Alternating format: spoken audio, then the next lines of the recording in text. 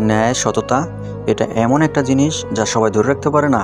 আর যে ধরে রাখতে পারে তার জন্য আল্লাহ তাআলা এমন কিছু করেন যা কল্পনার বাহিরে।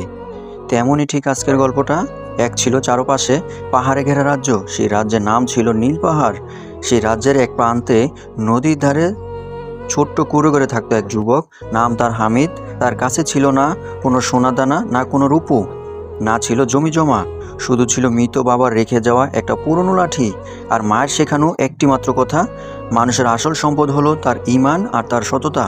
হামিদ প্রতিদিন ভোরে নদী থেকে পানি তুলে গ্রামের পশুগুলোকে খাওয়াতো, আর পানি খাওয়ানোর পরে সেই পশুগুলোকে নদীর ধারে ঘাস খাওয়াতো।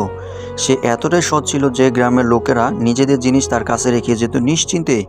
একদিন নীল পাহাড়ের রাজ্যের বাদশাহ ঘোষণা দিলেন তার আস্তাবলের সবচেয়ে মূল্যবান ঘোড়াগুলোর দেখাশোনার জন্য একজন বিশ্বস্ত লোক প্রয়োজন।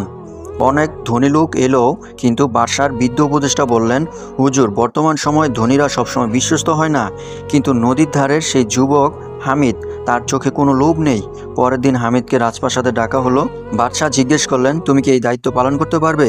হামিদ মাথা নিচু করে বলল, আমি চেষ্টা করব হুজুর, কারণ দায়িত্ব মানুষের না, বরং আল্লাহর পক্ষ থেকেও একটা পরীক্ষা হতে পারে। এই কথা শুনে পুরো দরবার স্তব্ধ হয়ে গেল। সকলে তার দিকে তাকিয়েছিলেন। এরপর শুরু হলো হামিদের এক নতুন জীবন। সে রাজকীয় ঘোড়াগুলোকে নিজের সন্তানের মতো দেখাশোনা করতেন। রাতের অন্ধকারও উঠে দেখতেন ঘোড়াগুলো কি অবস্থায় রয়েছে। কিন্তু প্রাসাদের সবাই তার সততা পছন্দ করতো না, বিশেষ করে সেনাপতি শাহরুখ, কারণ সে গোপনে রাজকীয় ঘোড়াগুলো বিক্রি করে অর্থ লুটপাট করত। এক রাতে শাহরুখ পরিকল্পনা করলো হামিদকে ফাঁসানোর। সে কয়েকটা ঘোড়া পাহাড়ি গুহায় নিয়ে লুকিয়ে রাখলেন। সকালে চিৎকার শুরু করলো, ঘোড়া চুরি হয়েছে। সব অভিযোগ গিয়ে পড়লো হামিদের উপর। দরবারে তাকে শিকল পরিয়ে আনা হলো। বাদশাহ রাগে বললেন, হামিদ, তোমার উপর আমি ভরসা করেছিলাম, তুমি তার প্রতিদান এভাবে দিলে। হামিদ তখন চুপচাপ, শুধু হামিদের চোখ দিয়ে পানি গড়িয়ে পড়ছে। কিন্তু সে মাথা নত করে বলল, হুজুর, মানুষ ভুল করতে পারে, কিন্তু আল্লাহ সব দেখেন। ঠিক তখনই দরবারে প্রবেশ করলেন এক বৃদ্ধ, তার সাদা দাড়ি, হাতে কাঠের লাঠি। তিনি শান্ত কণ্ঠে বললেন, সত্যকে শিকল দিয়ে কখনই আটকে রাখা যায় না। সবাই অবাক হয়ে গেল সেই দরবেশের কথা শুনে। দরবেশ বাদশাকে নিয়ে পাহাড়ি গুহার দিকে গেলেন।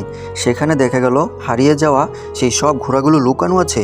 শাহরুখের মুখ ফ্যাকাশে হয়ে গেল। এবার বাদশাহ রাগে গর্জন করতে লাগলেন। তিনি বুঝলেন আসল বিশ্বাসঘাতক হামিদ নয়, বরং শাহরুখ।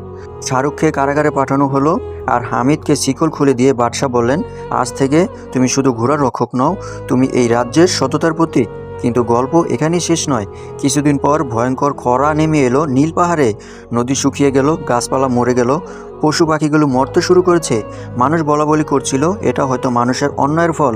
সেই সময় বৃদ্ধ দরবেশ আবার হামিদের কাছে এসে বললেন, পাহাড়ের উপরে এক পুরনো ঝর্ণা আছে। যদি সেই পথ খুলে দেওয়া যায় তাহলে পুরো রাজ্য বেঁচে যাবে।